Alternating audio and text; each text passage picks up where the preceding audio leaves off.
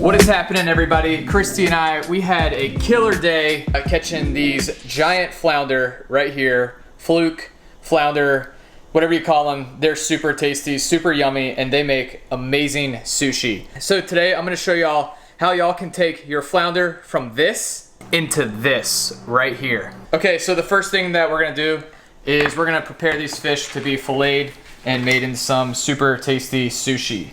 So always, first things first, we're gonna rinse them under some cool water. All right, so after I rinse the fish off, I like to just take a paper towel and just wipe off some of the slime.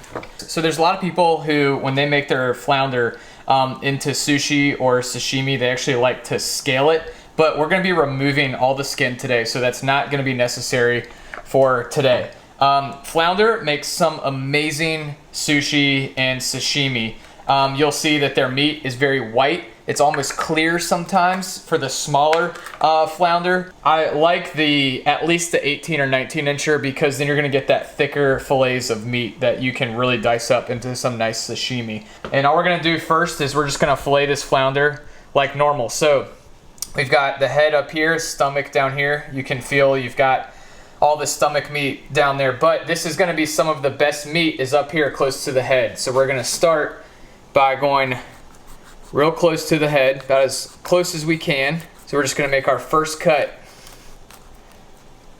just like that. Now there's a lot of different ways that people fillet their flounder. This is how I like to do it. The first cut right here, just across the body, and then one down the spine, right down the middle.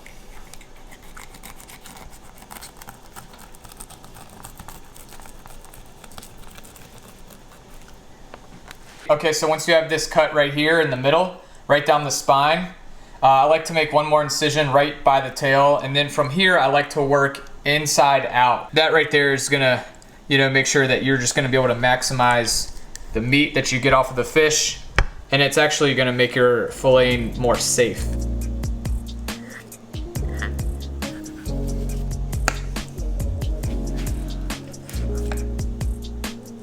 So I really like to take my time filleting my flounder. And as you can see, all I'm doing is just making small incisions each time, just using the tip of my knife and just working this fillet down. Flounder have a very prominent spine, and they have all these rib bones right here. Makes it very easy for this top fillet to just, all you're doing is you're just working your fillet knife down the spine, just like that, down all the rib bones. And that right there is a beautiful chunk of flounder meat. Okay, so because we're making sushi today, I'm gonna put these fillets in the freezer while I'm filleting the other one. That way we can just keep this meat as firm and cool as possible. Okay, so with the second fillet, same thing.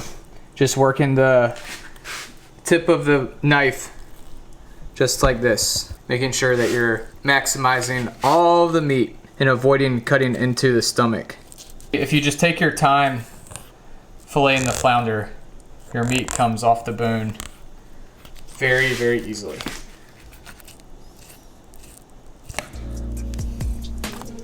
All right, then we're gonna do the back side.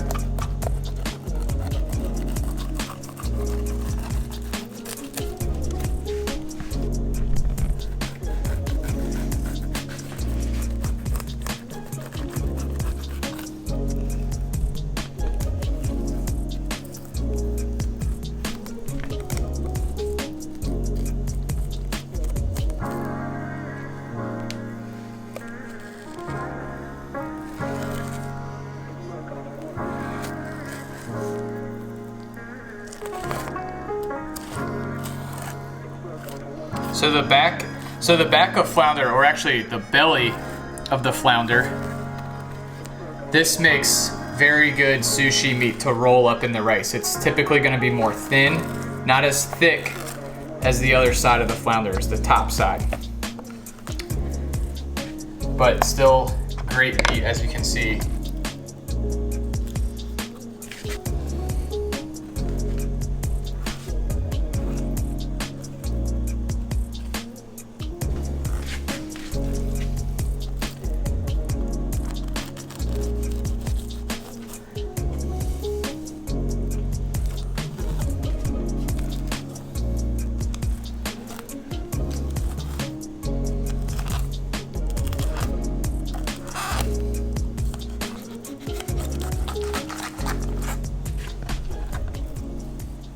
Flounder, a lot of people just think that they taste good fried, which is very true. Flounder tastes good really any way that you prepare them, but not a lot of people know how high quality that flounder are as sushi meat, especially some of these thicker flounder that we're filleting right here.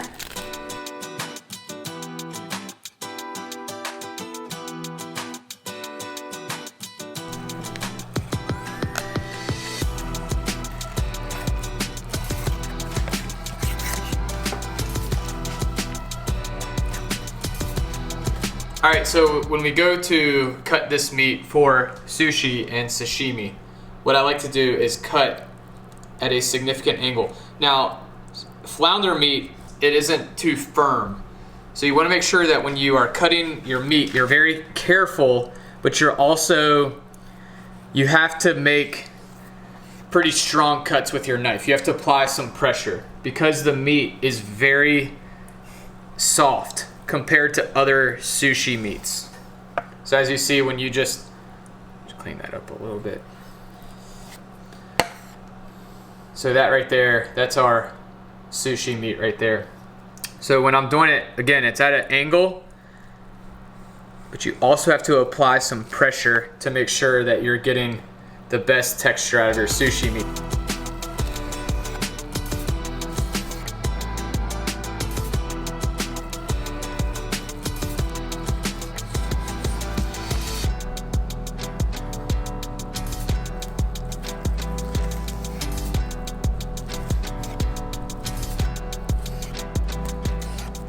Okay, so this right here, this is the belly meat. Not as thick, but we can still use it to roll our sushi with.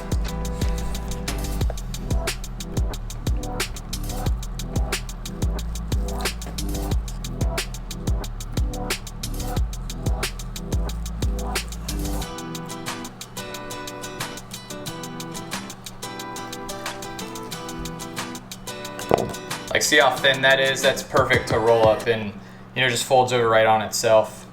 So we can roll up some rice in that one. All right, so my leaves are just style points. And then I'm gonna grab a little piece of sashimi, and it's gonna go right here on our little bed of greens. And we're basically just gonna fill up all the greens.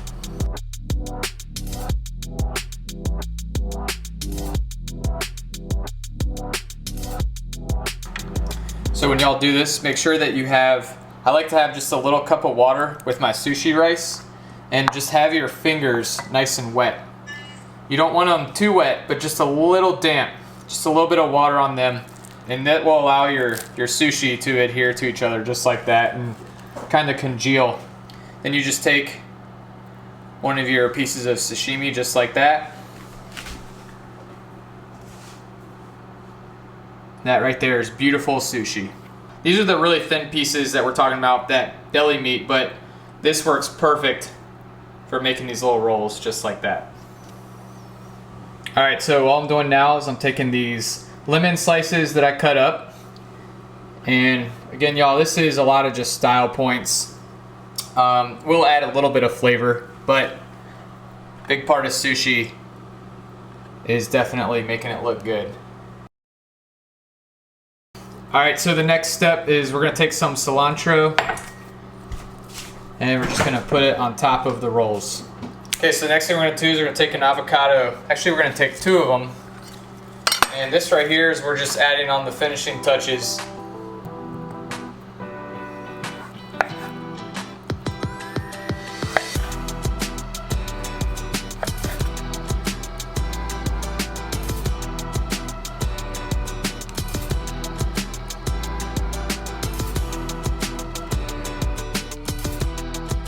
The next thing I'm gonna do is I'm gonna add some of just like sweet and spicy sauce. You can also use hot sauce, but I like this little tip on it because what we're gonna do is just add just a little bit.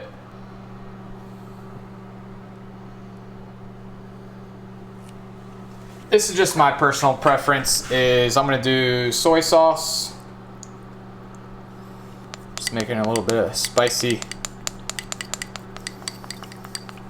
So what I'm doing is I have this garlic and green onion sauce, and it's a little bit thicker, so I put it in a spoon. So I'm just gonna add just a little bit more taste.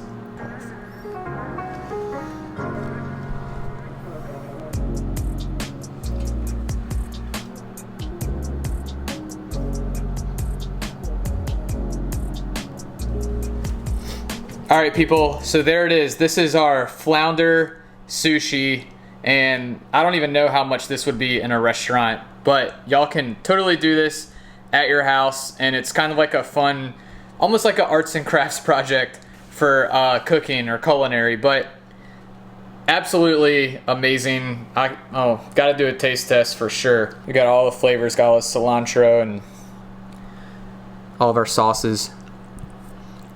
It's amazing. Super fresh. That's the best sushi you can get right there. Right when you caught it. We caught this fish today, and here it is on our plate. Not 1 ounce of fishiness in there, and it's just insanely fresh. That's some of the best sushi that I've ever had. If you have the ability to catch flounder or fluke, definitely give this recipe a shot. Hopefully y'all enjoyed that video. If y'all want to see more of these recipes, please give me a comment or just a thumbs up. And that's all I got for y'all today. And you guys try this recipe and you will not be disappointed. All right, thanks for watching.